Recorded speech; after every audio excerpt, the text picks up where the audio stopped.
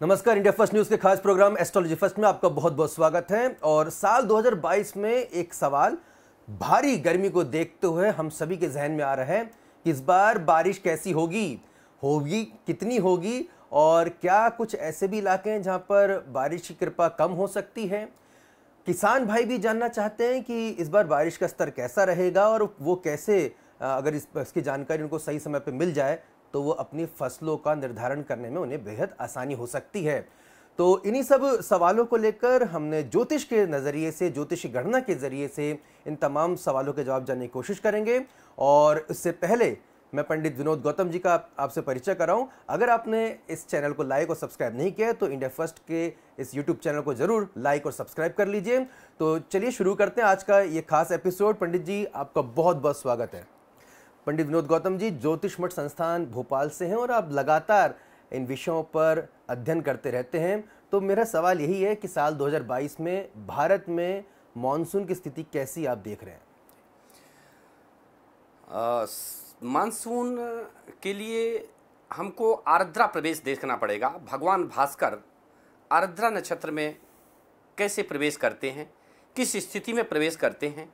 क्योंकि इस बार 22 जून को भगवान भास्कर शाम को 7:30 बजे आर्द्रा नक्षत्र में प्रवेश करेंगे, अर्थात वर्षा का उदय हो जाएगा। यत्र तत्र सर्वत्र कर्क रेखा के आसपास बारिश की स्थितियां उदय हो जाएंगी। देखा जाए तो इस बार नियत समय पर बारिश तो होगी और मानसून भी आएगा, लेकिन कुछ समय के लिए ये थोड़ा सा विघ्न भी दे सकता है। विदर्भ आदि के आसपास भी ये रास्ता भटक सकता है। लेकिन देखा जाए तो इसकी जो एंट्री है, इसका जो मानसून का जो आगमन है वो बहुत ही तूफानी गति से अर्थात वायु वेग के साथ होगा। देखा जाए तो गुरु केंद्राधिपति योग बनाए हुए, अर्थात जब बारिश का उदय हो रहा है तो ये धनु लग्न में उदय हो रहा है और गुरु चतुर्थ भाव में केंद्राधिपति योग बना करके बैठे हैं मंगल के साथ। ऐसे में अगर वर्षा के अन्य ग्रहों की स्थितियां भी देखी जाएं तो बारिश सामान्य होगी, लेकिन छुटपुट किन्हीं स्थानों में बारिश में कमी भी महसूस की जाएगी। पंडित जी, कोई तूफान आदि की आशंका भी आप देख रहे हैं? जी, क्योंकि इस बार जो ग्रह स्थितियां हैं उसमें अगर देखा जाए तो मंगल से काफ़ी आगे सूर्य चल रहे हैं और मंगल की जो स्थितियां हैं वो धार्मिक क्षेत्रीय अर्थात गुरु के प्रभाव में बनी हुई हैं। ऐसे में जो बारिश है, इसका जो आगमन है वो वायु वेग के साथ तो होगा ही, लेकिन बिजली गिरने की घटनाएं सबसे ज़्यादा इस वर्ष होनी चाहिए। आकाशीय बिजली गिरने की? जी जी जी जी। अच्छा पंडित जी, कुछ क्या ऐसे भी इलाके हैं कि जहां पर थोड़ी कम वर्षा के भी योग आप देख रहे हैं?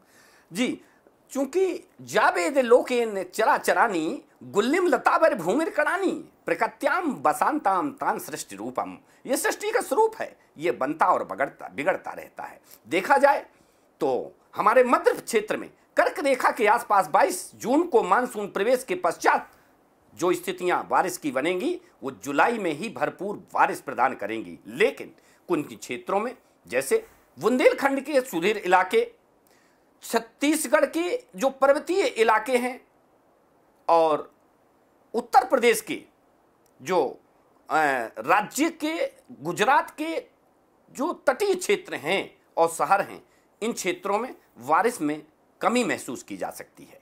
देखा जाए तो अन्य क्षेत्रों में भरपूर लबालब बारिश के योग बन रहे हैं। अच्छा, सूखे की तो कोई आशंका देख नहीं रहे पंडित जी इस बार? चूंकि इस बार जो हमारा जो बारिश का जो प्रक्रिया है और हमारे जो बारिश से संबंधित जो हमारे कवि हैं और जो हमारे बारिश से संबंधित जिन लोगों ने कविताएं रची हैं, और बहुत बड़े ग्रंथों, हम लोग पंचांग कैलेंडर का निर्माण करते समय पंचांग कैलेंडरों में लिख देते हैं कि बारिश की स्थितियां किन किन नक्षत्रों में होंगी, कैसे होंगी। हमारे जो कवि हैं, जो घाघनी करके जो ऐसे कवि थे जिन्होंने बारिश और मानसून का अनुमान लगा के कविताएं बनाई हैं, जैसे शुक्रवार की बादली और रही शनिचरी छाए, ऐसा बिरला कभी न देखा कि बिन बरसे न जाए। ऐसे हमारे ज्योतिष के बहुत सारे सूत्र हैं। अर्थात हमारे जब ग्रह कभी अस्त होते हैं। खासतौर पर गुरु और शनि जब वक्री होते हैं, अस्त होते हैं, इन ग्रहों के प्रभाव से भी बारिश होती है। और हमारे भारतीय मौसम की जो जलवायु है, हमारे भारत में जो 8 नक्षत्रों में बारिश होती है, और ये आर्द्रा से शुरू होकर के, और आर्द्रा, पुनर्वस, पुष्य, अश्लेषा, मघा, पूर्वा फाल्गुनी, हस्त नक्षत्र तक बारिश होगी। और ये 22 जून से 11 अक्टूबर, अर्थात 11 अक्टूबर को हस्त नक्षत्र समाप्त होगा। अर्थात ये इतनी लंबी अवधि में इस बार बारिश होगी। यानी कि सूखे की कोई आशंका इस बार नहीं है। सूखे की आशंका हम नहीं कर सकते हैं, क्योंकि जो हमारा वायु का जो क्षेत्र है, और साथ ही अग्नि अर्थात हीट, जिस समय पर वर्षा गर्भ धारण करती है, उस समय पर देखा जाए तो उसको नौ तपा के नाम से बोलते हैं। और नौ तपा में जब वर्षा हीट होती है, मतलब वर्षा गर्भ धारण करती है, सूर्य रोहिणी नक्षत्र में प्रवेश करते हैं और मृगशिरा नक्षत्र में वर्षा का लालन पालन होता है। लेकिन इस बार की जो गर्मी की अधिकता है, लेकिन जो बदल की जो स्थिति है, और नौ तपा में कुछ पूरा जो नौ तपा है वो पूरे डिग्रियों में नहीं गया है। अर्थात वैज्ञानिक भाषा में बोले तो नौ तपा हमेशा मतलब 45 डिग्री के ऊपर अगर जाता है तो बारिश यत्र तत्र सर्वत्र सभी जगह बहुत ही अच्छे अनुपात में होती है। फिर भी अगर गर्मी और इसके प्रभाव को देखते हुए बारिश सभी जगह सामान्य होगी। बारिश सभी जगह सामान्य होगी। पंडित जी, अंत में किसान भाइयों के लिए आप क्या कुछ यहाँ पे टिप्स देंगे, क्या कुछ आप उनको समझाइश देंगे? जी, बहुत अच्छा प्रश्न है आशुतोष जी। देखा जाए तो हमारे जो किसान भाई हैं वो वर्षा पर ही आधारित जो फसलें हैं वो प्रयोग में लेते हैं और वो तैयार करते हैं, और उनके लिए, किसानी के लिए बारिश की अधिकता और कमी ये बहुत ही महत्वपूर्ण स्थान रखती है।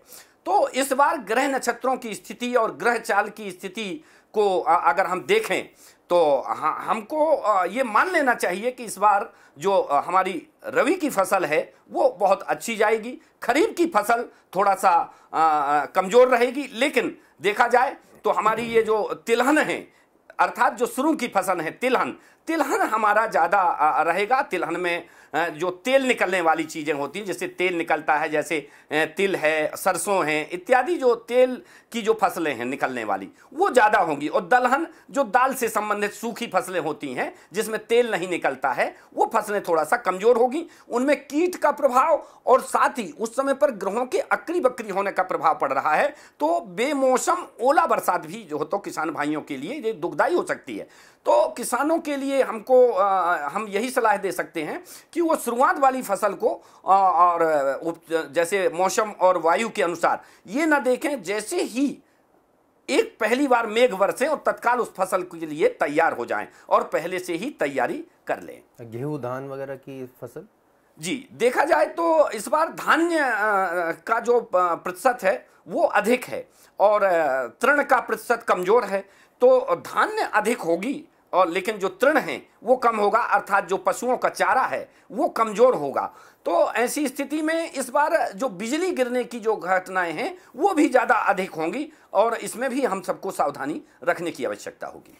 तो पंडित जी ने कहीं ना कहीं बहुत स्पष्ट बता दिया है। ज्योतिषी गणना के आधार पर दर्शकों, ये गणना इसलिए की जाती है कि जिससे आप लोग थोड़ा सजग हो जाएं, सतर्क हो जाएं और आप उसकी तैयारी पहले से कर लें। और इसकी तैयारी पहले से आप कर लेंगे तो जो भी इसके नकारात्मक प्रभाव हैं उससे काफ़ी हद तक आप कम करने में कामयाब हो जाएंगे और सकारात्मकता तो जो है उसको और बढ़ोतरी कर पाएंगे।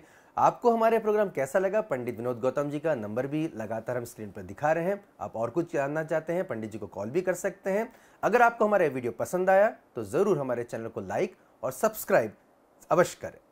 धन्यवाद।